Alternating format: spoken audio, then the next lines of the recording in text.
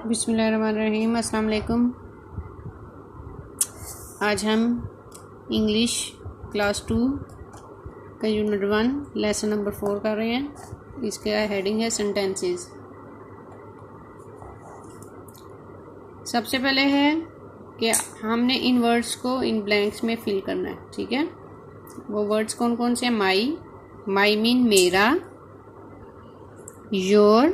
Your mean तुम्हारा या आपका, हिज उस लड़के का या उस आदमी का, हर उस लड़की का या उस औरत का, देयर उनका, और आवर या हमारा। ठीक है, इन लफ्ज़ों के मानी अच्छी तरह आने चाहिए to fill in the blanks, इन ब्लैंक्स को फिल करने के लिए। माई मीन मेरा, योर मीन तुम्हारा, हिज मीन उस लड़के का, हर मीन उस लड़की का, देयर मीन उनका, ओवर मीन हम सब का। ठीक है, फर्स्ट एग्जांपल उन्होंने दी हुई है। अंकल उमर क्या कह रहे हैं? आई लव माई मीन मेरे।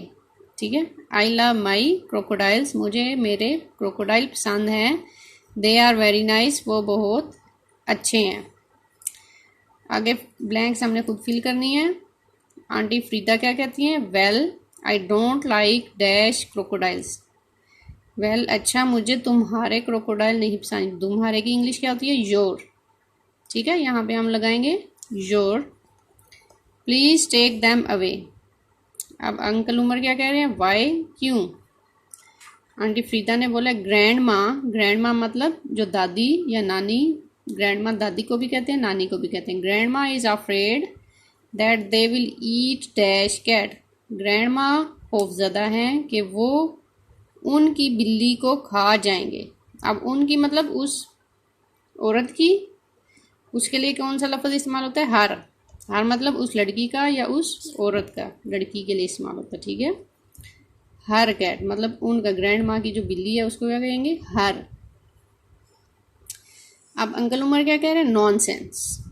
ठीक है, आंटी फ्रीदा ने क्या बोला? ग्रैंडपा मतलब दादा या नाना।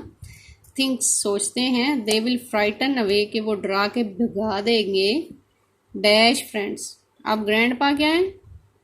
वो मर्द हैं, तो मर्दों के लिए या लड़कों के लिए कौन सा वर्ड इस्तेमाल होता है? हिज। ठीक है, grandpa thinks they will frighten away his friends. ठीक है, हर उस लड़की के लिए इस्तेमाल होता है, हिज मर्दों के लिए इस्तेमाल होता है। ठीक है, लड़के के लिए। अब अंकल उमर क्या कह रहे हैं? The crocodiles stay in dash pond. जो क्रोकोडाइल्स हैं वो किसके पॉन्ड में रहते हैं? ओवर हमारे। ठीक है, aunty Frieda we don't like crocodiles in over garden. ठीक है, वी के साथ हमेशा ओवर लगता है, गार्डन। अंकल उमर क्या कह रहे हैं? इट्स डैश गार्डन टू, ये उनका भी गार्डन है, मतलब देयर।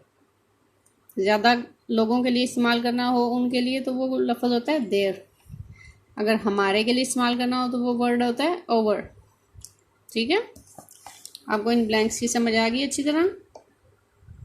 आज हम यही करेंगे। इसके बाद अभी आपकी बारी आती है इंग्लिश बी की। ठीक है, इंग्लिश बी में पहले हमने सिंगुलर प्लूरल किए थे। आज हम करेंगे मैस्कुलिन फेमिनिन। मैस्कुलिन मीन मुज़क्कर, फेमिनिन मीन मोनस। फर्स्ट वर्ड है फादर। फादर की फेमिनिन है mother. Father mother. Brother sister. Uncle aunt. ठीक है, मैन वुमेन। King queen. आपने इस जगह पे वीडियो को स्टॉप करके इन 5 वर्ड्स को, मैस्कुलिन फेमिनिन को अपनी कॉपीज पे नोट डाउन करना है और इनको अच्छी तरह याद करना है। ठीक है, और इंग्लिश की भी अच्छी तरह रीडिंग करनी है और इन वर्ड्स को समझना है अच्छी तरह। ठीक है, आज के लिए आपका यही काम है। फिर इंशाल्लाह कल दोबारा अगला काम मिलेगा आपको। अल्लाह हाफिज़।